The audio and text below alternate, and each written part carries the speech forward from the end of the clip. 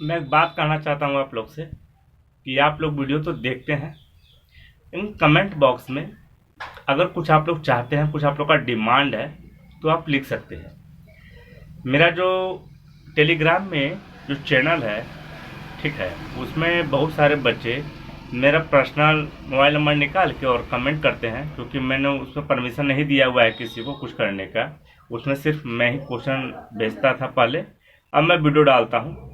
लेकिन जब मैं वीडियो नहीं डाल पाऊंगा, ठीक है ना, तो उसमें ही क्या करूंगा, मैं क्वेश्चन भेजूंगा, ठीक है। तो मेरा कहने का तात्पर्य ये था कि आप लोग कमेंट बॉक्स में कुछ न कुछ लिखे, खराब ही लिख दे, नहीं समझ में आता है तो, लेकिन लिखे। चलिए,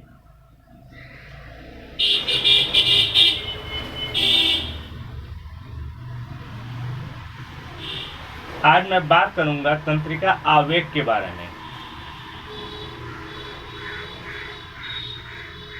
नर्व इम्पल्स के बारे में।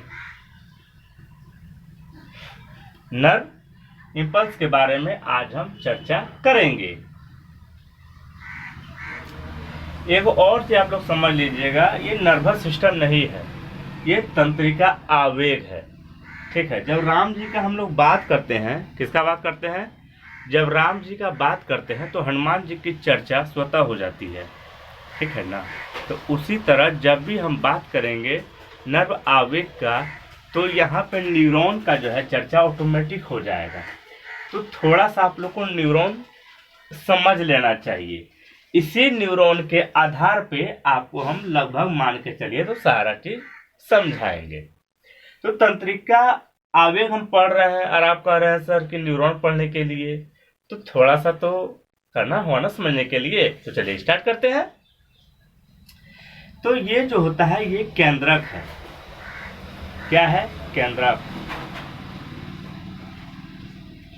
जिसको सेंट्रल कहा जाता है। क्या कहा जाता है? सेंट्रल।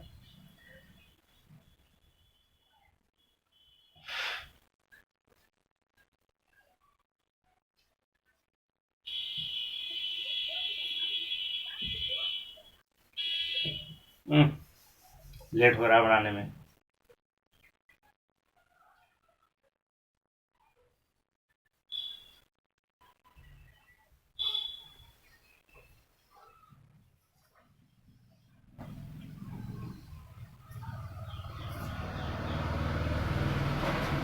चलिए, केंद्रक तैयार हो गया, ठीक है। इसमें भी बहुत सारा निकला हुआ है, ऐसे करके निकला हुआ है, बांटा हुआ है दो तीन भाग में।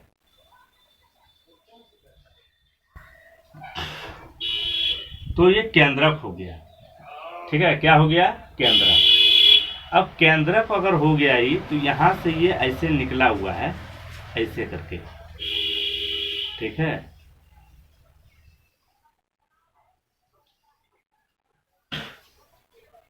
हमें नहीं लगता है कि मैं जो समझाने वाला हूँ इस तरह कुछ समझाया होगा आपको, और शॉर्ट तरीका से, और ज़्यादा लेंदी वीडियो ना बने, इसलिए मैंने इसको ऐसा किया है। अब यहाँ से ऐसे जाके जुड़ जाएगा, ठीक है। यहाँ से ऐसे आके ये वाला मैं सारा बताऊंगा, ये क्या है, नहीं है, कैसे हुआ है, टोटल मैं आपको बताऊंगा।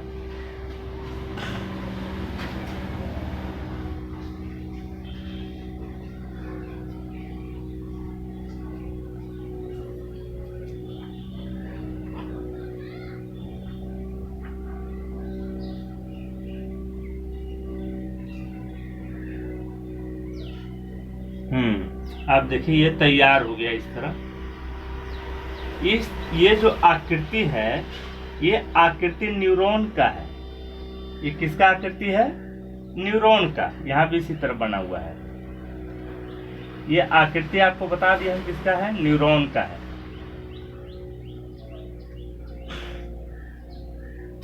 और यहाँ पे जो है ऐसे निकला हुआ रहेगा, ऐसे भी रहेगा, इसमें ऐसे भी रहेगा, ठीक है। तो ये आकृति न्यूरॉन का है, आपको हम बता दिए। अब ये बीच वाला जो होता है ये केंद्रक होता है। आपको समझना है अगर तंत्रिका आवेग तो इस पे ध्यान दीजिएगा, ऐसा नहीं कि इसको हम छोड़ दिए। तो आप नहीं समझ पाइएगा।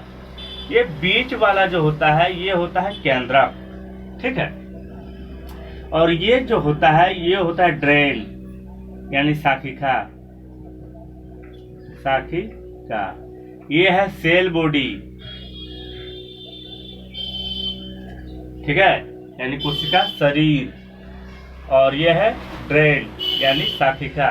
अच्छा, पिछला जो मतलब इस बार जो एग्जाम हो चुका है साइकोलॉजी का, उसमें एक बच्चे बता रहे थे कि सर उसमें शाखिका का आकार कैसा होता है, तो जंगल झाड़ की तरह होता है, मतलब पेड़ की जो शाखा होती है वैसा आकार की ये शाखिका होती है ड्रेन का, ठीक है। तो समझ में आ गया होगा आप लोग को। ये हो गया केंद्र, ये हो गया सेल बॉडी, ये हो गया शाखिका।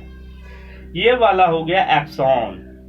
अब एक्सॉन का हिंदी आप लोग समझने का प्रयास न करें, एक्सॉन को हिंदी में समझने का प्रयास न करें, क्योंकि ये इंग्लिश में ही मिलेगा आपको हर जगह, ठीक है। तो यहां से लेके यहां तक क्या हो गया, सॉरी यहां तक हो गया एक्सॉन, ठीक है। और ये जो हो गया ये क्या हो गया, ये हो गया एंड ब्रश। देखिए एंड में आ गया, ये लास्ट में आ गया, इसका मतलब इसको बोलेंगे एंड ब्रश।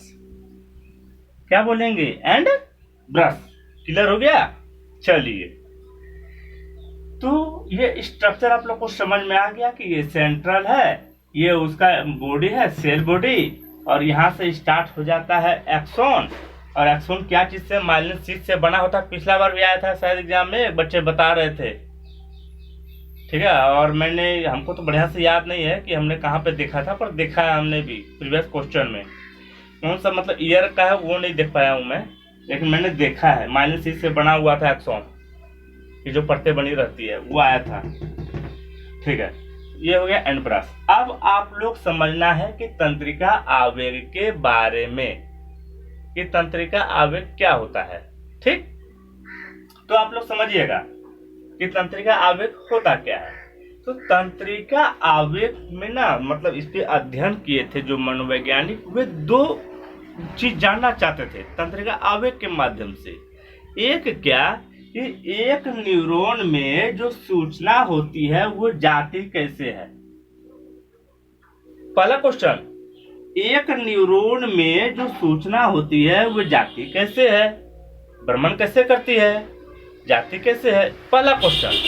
दूसरा क्वेश्चन उनके दिमाग में ये था कि एक न्यूरॉन से जब दूसरा न्यूरॉन जब हम जाते हैं तब सूचनाएं कैसे जाती है, ये था सेकंड क्वेश्चन। तो पहला क्वेश्चन का जवाब यह है, साफ साफ शब्दों में कहे तो, कि एक मतलब यहां से लेके यहां तक जो सूचनाएं जाती है उसको लेने का काम तंत्रिका आवेग का होता है। समझ रहा है ना आप लोग बात को, कि जो न्यूरॉन होती है, न्यूरॉन में जो सूचनाएं प्रवाहित होती है यहां से लेकर यहां तक प्रवाहित होती है, तो वो सूचनाएं जो है ये तंत्रिका आवेग लेकर जाता है उसको। कौन लेकर जाता है, तंत्रिका आवेग। तंत्रिका आवेग को ही हम लोग कहते हैं क्रिया विभव।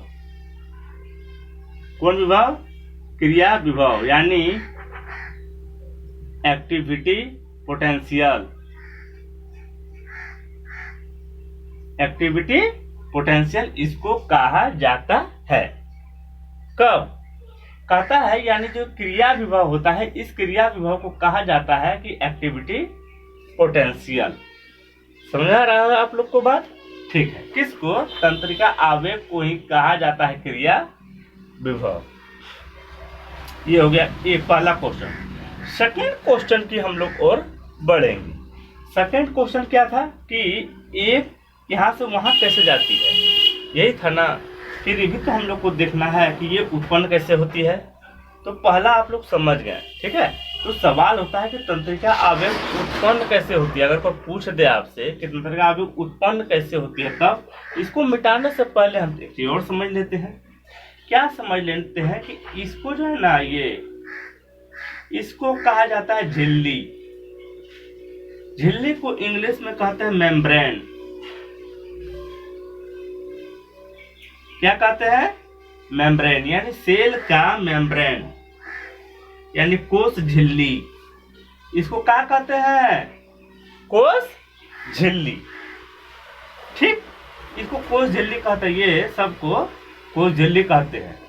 और ये हो गया शाखिका हमारा, ठीक है, यानी ये भी शाखिका, ये भी शाखिका, ये भी शाखिका, ये भी शाखिका, ठीक है।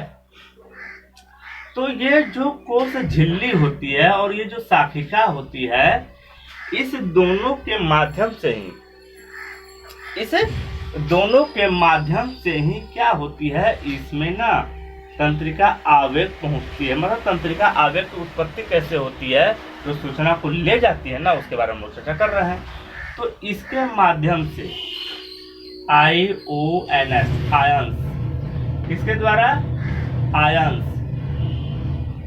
आयंस के द्वारा, ठीक है ना, आयंस के द्वारा जो है इसमें जो है तंत्रिका आवेग की उत्पत्ति होती है, यानी ओरिजिन, ORIGIN, ओरिजिन, उत्पत्ति होती है किसके द्वारा, तो झिल्ली के द्वारा, सेल मेम्ब्रेन यानी कोश झिल्ली के द्वारा, और आयंस के द्वारा इसकी उत्पत्ति होती है।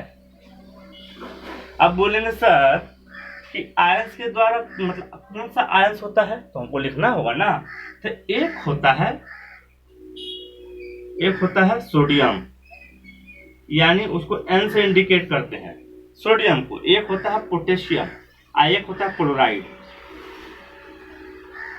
सोडियम, पोटेशियम और क्लोराइड, ये प्लस में होता है और ये माइनस में होता है क्लोराइड। समझ में आ रहा है आप लोग को। तो ये 3 आयंस हैं, ये 3 आयंस है। वहां पे आपसे पूछेगा आयंस का नाम, तो आप बता सकते हैं कि सोडियम, पोटेशियम और क्लोराइड, ये दोनों प्लस में होता है, ये माइनस में होता है, ठीक है। अब देखिए यहाँ पे क्या होता है, जब ये क्लोराइड अंदर रहता है, क्लोराइड अंदर रहता है और माइनस में है, सॉरी, हाँ, जब क्लोराइड अंदर में होता है तो ये ना रेस्टिंग पोटेंशियल कहलाता है, यानी विश्रामावस्था में होता है। ये समझ रहे हैं आप लोग। तो जब ये दोनों बाहर है और जब ये माइनस में है तो ये विश्राम अवस्था में रहता है, और जब ये विश्राम अवस्था में रहता है ना तो -70 में रहता है ये। उस समय भी इसमें इलेक्ट्रॉनिक रहता है, इलेक्ट्रिकल जो होता है वो रहता है, तो कितना में -70 रहता है उस समय। जब E प्लस जो है ना दोनों बाहर रहता है, तब न्यूरॉन का सेल बॉडी से, यानी जो झिल्ली है, सेल मेम्ब्रेन है, सेल मेम्ब्रेन के इधर अगर रहा बाहर में N+ और K+ यहाँ पे रहा और इस Cl अंदर रहा, तब इसको हम क्या बोलेंगे, तब इसको हम बोलेंगे क्या कि ये विश्रामावस्था में है। और विश्रामा अवस्था को ही कहा जाता है, क्या कहा जाता है, ध्रुवीकरण, यानी पोलराइजेशन, यानी ध्रुवीकरण, इसी को कहा जाता है। आप लोगों को तो पता भी नहीं होगा ध्रुवीकरण क्या होता है। तो विश्रामा अवस्था में जब न्यूट्रॉन रहता है, ठीक है, तो क्या होता है, वो ध्रुवीकरण कहलाता है, यानी पोलराइजेशन कहलाता है।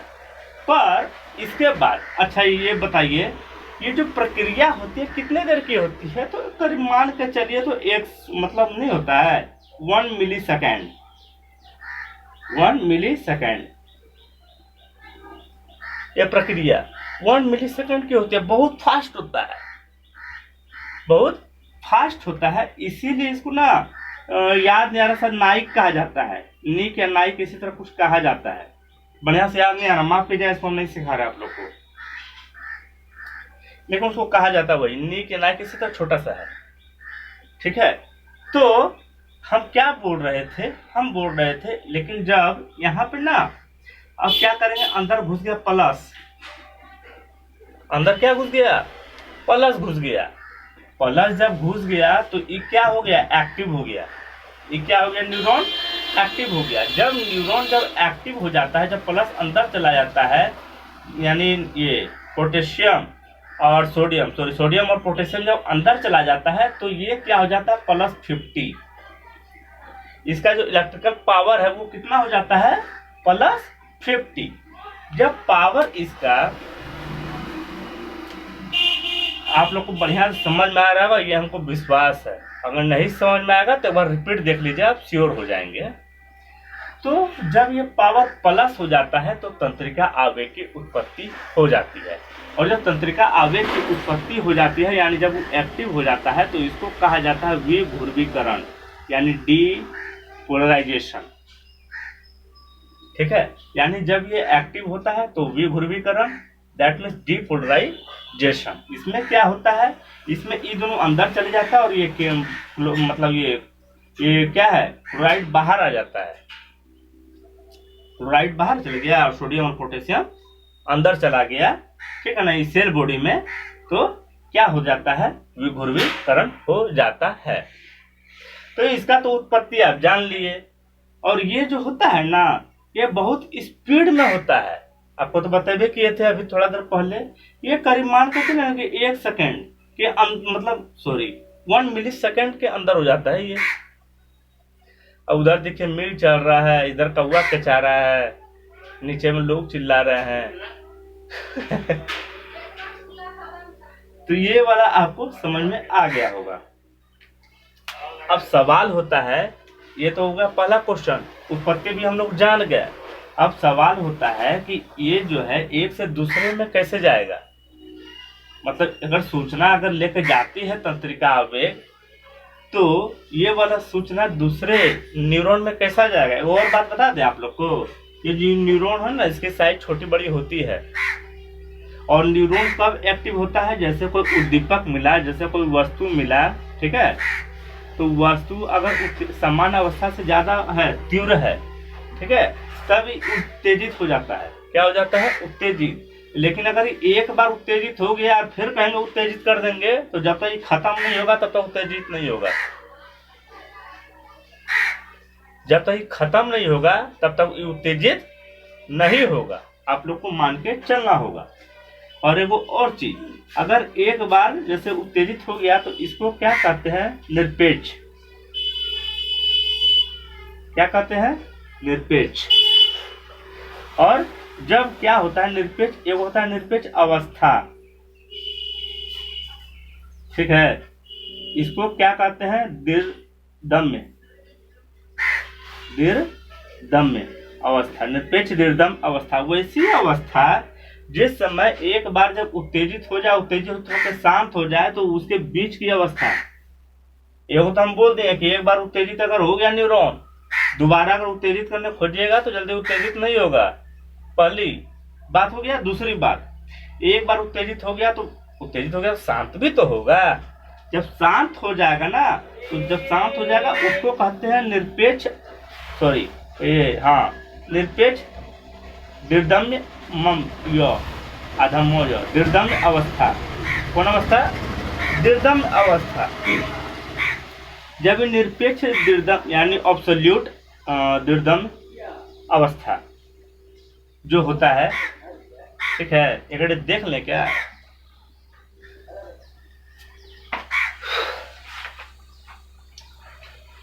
इसको दीर्घदम्य को क्या बोलते हैं, एक मिटा देते हैं इसको, ठीक है, आप लोग के लिए।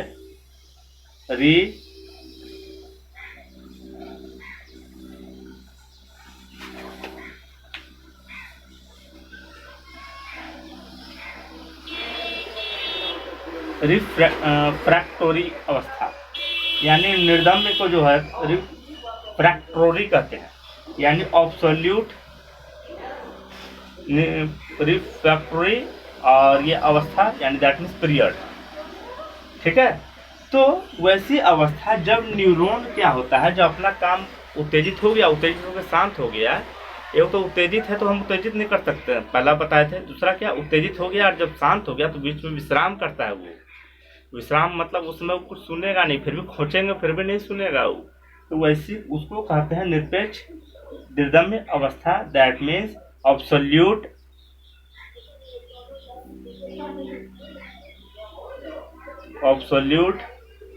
रिफ्रैक्टोरी पीरियड। अब बोलेंगे सर जब आप ये बता दिए कि जब न्यूरॉन जब शांत हो जाता है उसमें कुछ का सुनता नहीं है, जब विश्राम ले लेता है, न्यूट्रल हो जाता है पूरा, तो एब्सोल्यूट रिफ्रैक्टोरी पीरियड को कहते हैं। परंतु जब स्टार्ट होता है तब सर, तब उसको क्या कहते हैं, सापेक्ष यानी रिलेटिव, RELATIVE, सापेक्ष रिफ्रैक्टोरी पीरियड उसको कहते हैं। यानी उस समय वो फिर से तैयार हो जाता है उत्तेजित होने के लिए दोबारा। तो हम लोग क्या चलेंगे, अब हम लोग चलेंगे कि दूसरा न्यूरॉन में ट्रांसफर कैसे करेगा। तो एक होता है, धर देते हैं कॉपी, एक होता है संधि स्थल, मतलब ये वाला जो होता है ना, अब देखिए ये दोनों का जो दूरी है, कहने का मतलब एक न्यूरॉन से दूसरे न्यूरॉन का जो दूरी होता है वो 20 से लेकर 40 नैनोमीटर, 1 मीटर नैनोमीटर nm, यानी एक न्यूरॉन से दूसरे न्यूरॉन की जो दूरी होती है वो नैनोमीटर कहलाती है, नैनोमीटर में होती है, और उसको कहते हैं संधि स्थल दरार, यानी सिनेप्टिक क्लैफ्ट, सिनेप्टिक क्लैफ्ट कहा जाता है उसको। तो एक न्यूरॉन से जब दूसरे न्यूरॉन जब आते हैं ना, तो सिनेप्टिक के कारण आते हैं। किसके कारण आते हैं?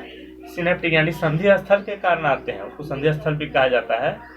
तो कहने का मतलब एगो जंक्शन यहाँ है और इधर से वो ट्रेन आई और इतना दूरी में हम क्या किए, फिर वही ट्रेन दूसरी ट्रेन को लगल है, यहाँ से उतर के हम इसमें चढ़ गए और चढ़ के आगे हम बढ़ गए, यहीं तक इसका स्टॉपेज था ये ट्रेन का। Train number A, train number B, train A आई यहाँ तक, और जंक्शन है JU जंक्शन, JUCTION, ये जंक्शन है, और जंक्शन यहाँ से यहाँ तक आई। अब क्या किए, इसमें उतर गए क्योंकि ट्रेन आगे नहीं जाती है, दूसरा ट्रेन में चढ़ना पड़ेगा, तो आप चढ़ गए इसमें। उसी तरह एक न्यूरॉन से दूसरे न्यूरॉन में जाने के लिए क्या करना पड़ता है आपको, ये वाला जो है ये पुट्टी होता है, ये क्या होता है, पुट्टी। सबसे पहले इसको हम क्या कहते हैं, एंड ब्रश। एंड ब्रश का अंत में होता है वो बटन्स, क्या होता है, बटन्स। बटन्स के ही अंदर में होता है पुटिकाएं, पुटिकाएं। यही पुटिकाएं को इसको कहते हैं वेसिल्स, वेसिकल्स, VESICLES, यानी पुटिकाएं को ही कहा जाता है वेसिकल्स। ठीक है, तो इंग्लिश मीडियम वाले स्टूडेंट के लिए भी हो गया, और आपको भी याद रखना है, कहीं दे दिया वेसिकल्स ऐसे लिख दिया तो क्या कीजिएगा, वेसिकल्स, तो पसीना उतर जाएगा हम लोग का। ठीक है, तो ये क्या हो गया, ये हो गया वेसिकल्स। इसका मतलब क्या हो गया कि जो पुटिकल्स होता है, इस पुटिकल्स में ये न्यूरोट्रांसमीटर होता है। तो न्यूरोट्रांसमीटर क्या होता है, न्यूरोट्रांसमीटर। सबसे देखिए अंतिम वाला कहते हैं क्या, एंड ब्रश, ये एंड ब्रश हो गया। इसमें हो गया बटन्स, क्या हो गया, बटन्स। आई बटन्स के अंदर होता है वेसिकल्स। आई वेसिकल्स में क्या होता है, इस वेसिकल्स में होता है न्यूरोट्रांसमीटर।